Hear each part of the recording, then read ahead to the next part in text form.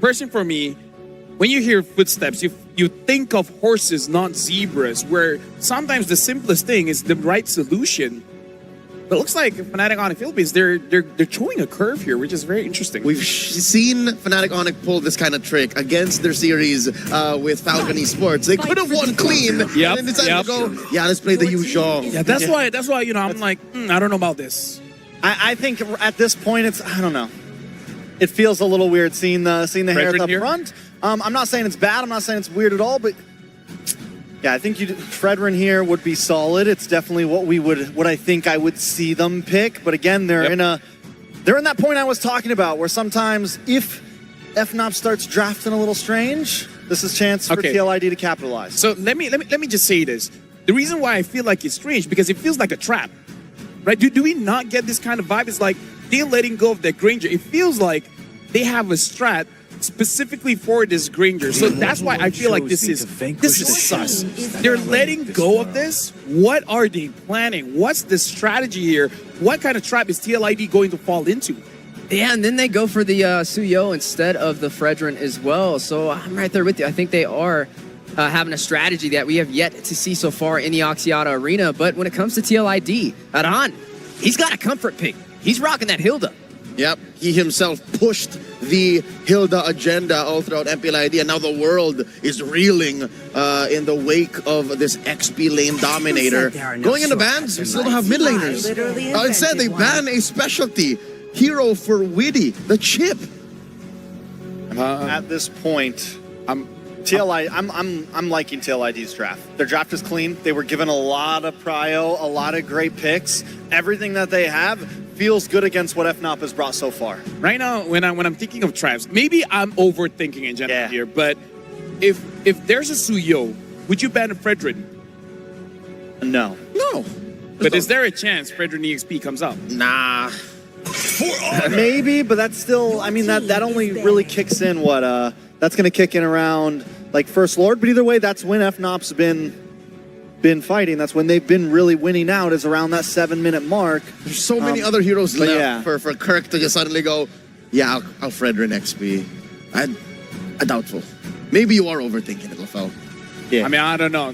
Because again, I feel like something's cooking here, and I'm not sure what it is. Speaking of cooking, you are going to see the high-lows taken off the board as well. We still have yet to see the mid-lane matchups. The Pharsa still up for grabs. Looks very good, I would say, even for both sides. Maybe you have to worry about the Katat. But Brusco the Bruiser, right? I mean, we know how he performs on this Katat, right? He's able to get to the back line. This literally was the deciding fact in game number 1. We saw multiple times where he would go in at 1 HP, and the tenacity, the only thing to keep him alive, and they're able to find the picks off. They're able to take out multiple members of TLID.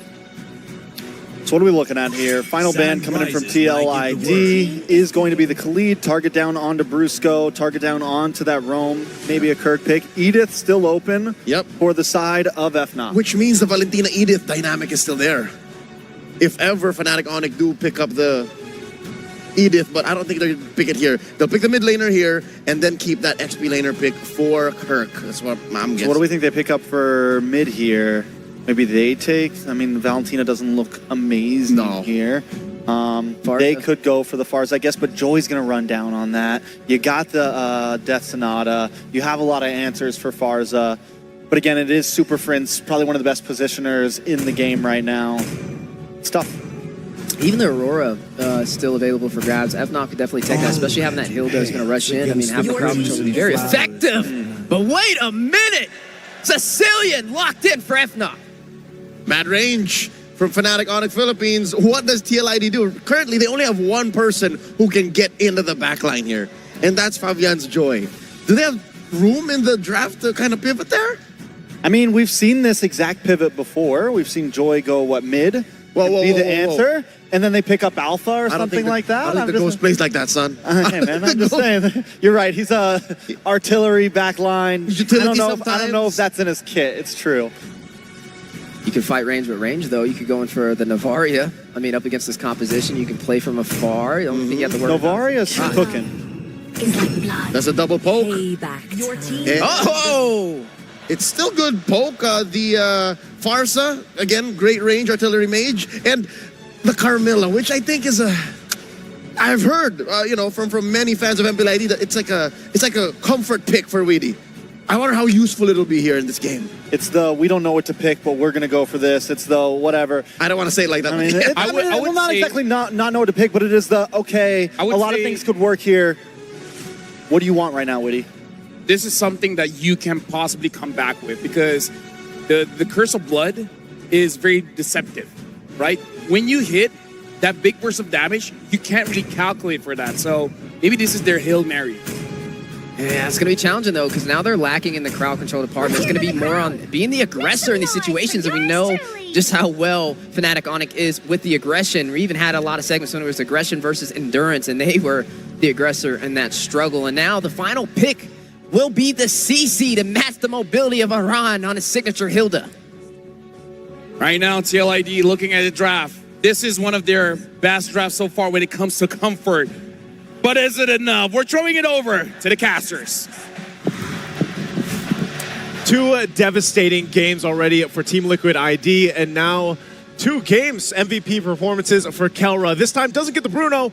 Can we see an adjustment here? Is this enough to bring a match win for Team Liquid ID? It's going to be a hard journey this time. I mean, their draft, yes, as LaFell has mentioned, could maybe turn it around with that Curse of Blood, but it feels more like a deny rather than an accelerant. I like the adjustment, right? I really like the adjustment for TLID. I feel like this is a very comfort draft for them, and it's now or never. It's 2-0 already. It's 2-0 already, and if Fnop gets this one, they're going to be facing championship point ahead of them in this best-of-7 grand final. Team Liquid ID, the draft is unique. We've seen the picks before, and this Carmilla in the hands of Witty will have to go ahead and pull something out that we haven't seen just yet. The Curse of Blood can work great in this. Not only that, but also we have to point out the fact that this is a lineup that should extend the team fights in their favor. 2 revitalizes for them, 1 from Witty and 1 from Aran to go that way. And also taking a look at the emblems here, breaking it down, Gideon. Looking at the emblems, you're seeing a lot of poke, right? 3 impure rages coming all across the board. Oh, Aran, you're in so much trouble! Revitalize already. Sanguine Claws brings him back. Kirk rotating over. Fabian recovering that position for the team. Aran gets away. I don't think he's going to be able to recover from that just yet, especially when the CC is on the opposite end. And now, even in the mid lane, they're still contesting for it. Rusko making sure that he can sustain against Witty and Yehezkel at the same time. And this is what I'm talking about, right? Oh, Surge, Sanguine Claws, Soul Sever. King Kong picks up first blood. That's not what you want to happen, man. You know, give King Kong the Suyo. He'll make it happen. First blood in his hands. And that's the thing, the team is going to go ahead and play around those points. If they know that some of the resources are down from that early skirmish earlier on, they'll still capitalize it. And every single time the Suyo is picked up, I don't know, I actually don't know the perfect statistic on how many first bloods that hero actually has, just because how much damage he has in the early game with the Soul Sever. He does, but Kirk right now is winning this 1v1 pretty hard so far, and Aran forced to actually go for the recall. But generally, how I'm seeing this is that TLID need to make sure that they have a tight game, right? Any little mistake that they've made, we've seen Fnatic Onic BH really blow that over and turn it into a full-on snowball. Yeah. Let's think about this. This time around, Kelra's not going to have the Bruno. He's got the Harith, a signature pick of his. Hold on. Hold that thought for a second. The fight for the turtle, though. Fabian. Good retribution, though. Going to be caught in the curtain call and also the Sanguine Claws. Witty pops in to revitalize. Kirk coming in as well. Kirk into the back. He dives. And now he wants to continue on. Oh, the vengeance, not enough. Takes down. But at least Fabian is able to find a kill for himself, right? These small moments to pick up these kills, to find that initial gold is going to be great, but this Sanguine Claw is showing up to be quite a bit of a problem for TLID. And again, Super Prince is on a hero that is very late game centric. You want to go ahead and build up those stacks on the bad impact, and then eventually you're just popping off damage from range. But going back to it, you know, for Kelra, this Harith works a little bit different. Wow, already Yehezkel forced to go ahead and just wings on out of there. But he's going to be fine. Already early damage potential showing. I really hope he doesn't disrespect it. So far, Kirk has been playing a strong game, and Aran does have a bit of a level lead so far, but at the same time, right, we're noticing that it's just about pushing these waves, making sure you have priority, making that very first move. It's just the capitalization has been a little weak. Good trades. Oh, up top, Kirk picked off Fabian. Able to utilize Aran's aggression. Now, it's Witty who gets traded on the map. Super Friends with the claw. And King Kong with the kill. Okay, at least it's pretty good. They're trading up, right? We give Witty, we take Kirk. It works out at the end. And not only that, but this is Fabian, the best start that he's had so far in the series. It is going to be on this Joy.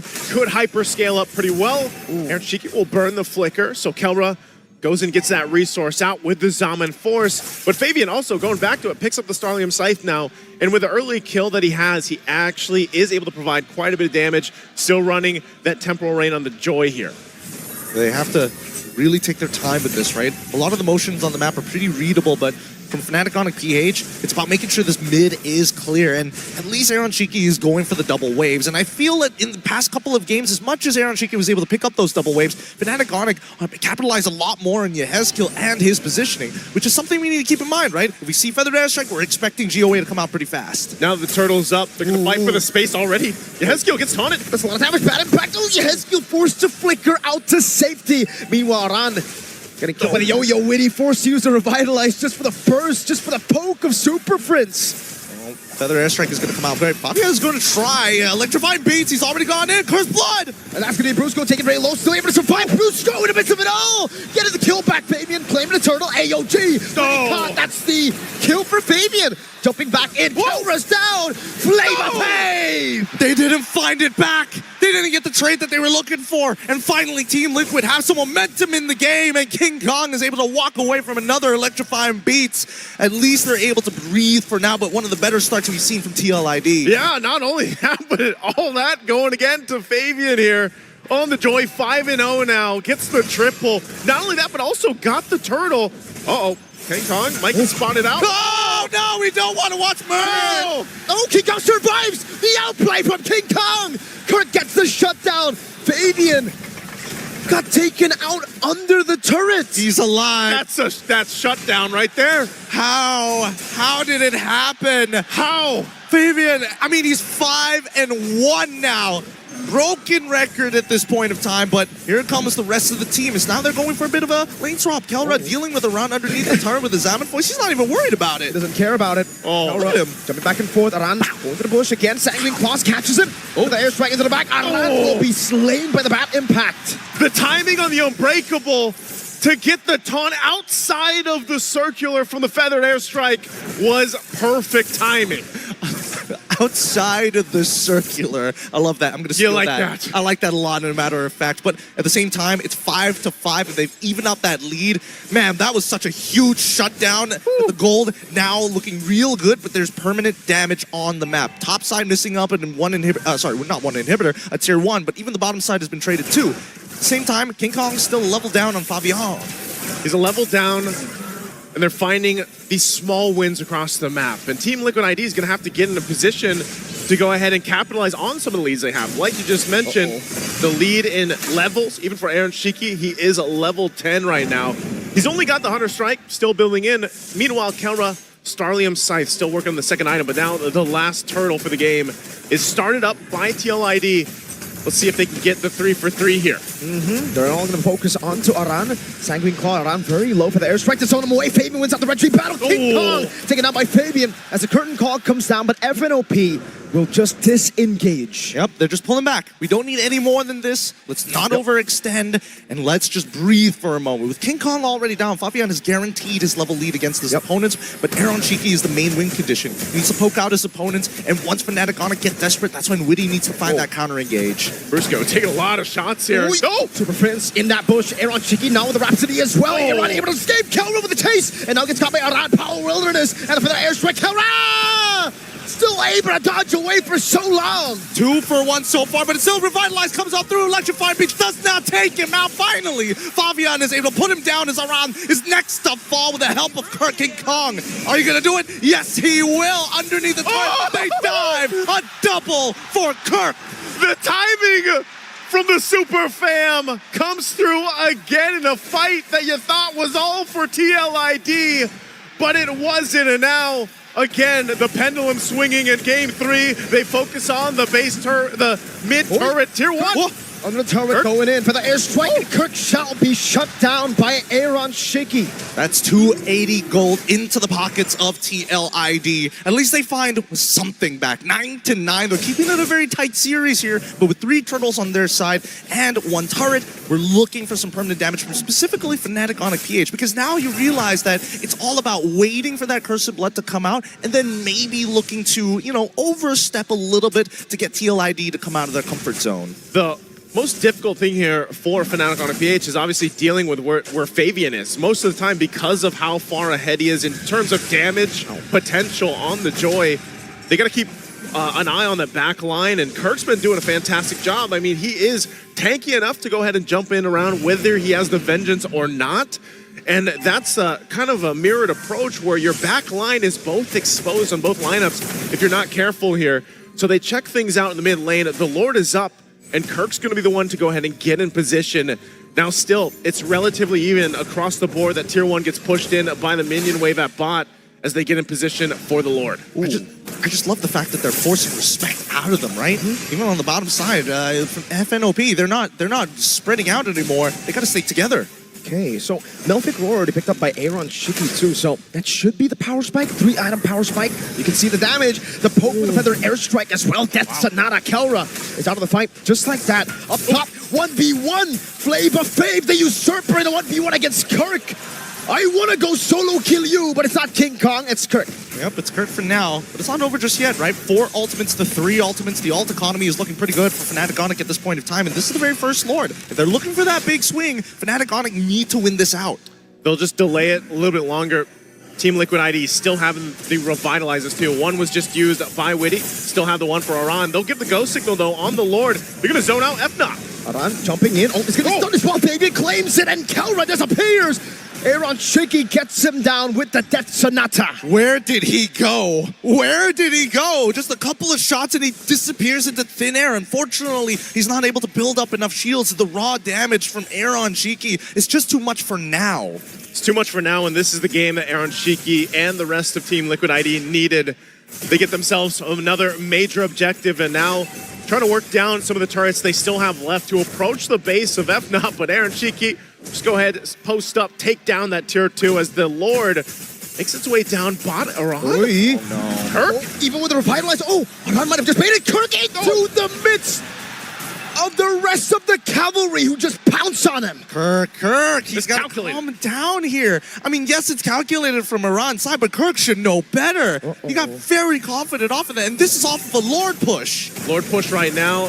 Mid turret still being worked on. A feathered airstrike dropped down. Wow, a lot of shots for King Kong.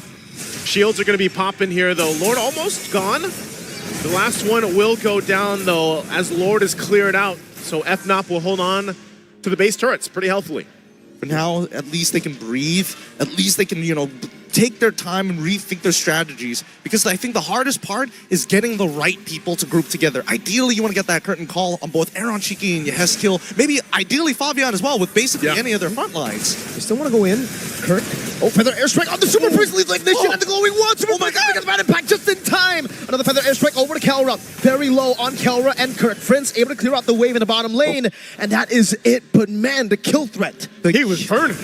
He was hurting a lot. That was glowing wand on top of the... Oh my, it could have gone bad. Super Prince luckily pops his ult in time and conveniently has minions down by the bot side of the map. Could have been real bad. It could have been real bad.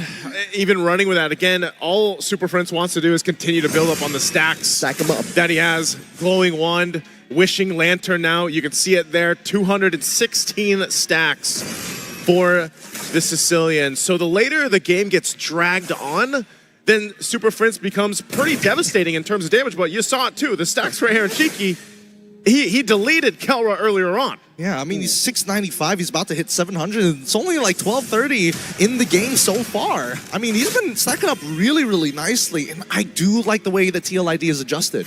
You can see the purchase for Witty. Anti-Curse into second item Twilight Armor, so he has ways to deal with the poke that will be constantly coming out from FNOP's Super Prince, right? With the Sicilian, that bad impact, it won't really have that punch anymore with the Twilight Armor. You can just constantly take that damage, back away, wait for it, Kelra. Oh, Kelra from the back, Wilderness! That's a big bomb. No, that's not. And the course of blood from Winnie. That's 3 members already down, and Kirk, he's got no pushing power as Faviat starts running in with the rest of the squad. It's going to be the Vengeance already. Papa with no minions. What? Okay, there's the push in from the Cavalry they're looking for in game of 3. Fnop will still try to defend, but they're going to have to make this work. Only Kirk left now. Gun down the Rhapsody and that Sky Piercer. The Cavalry are alive. Ooh, they breathe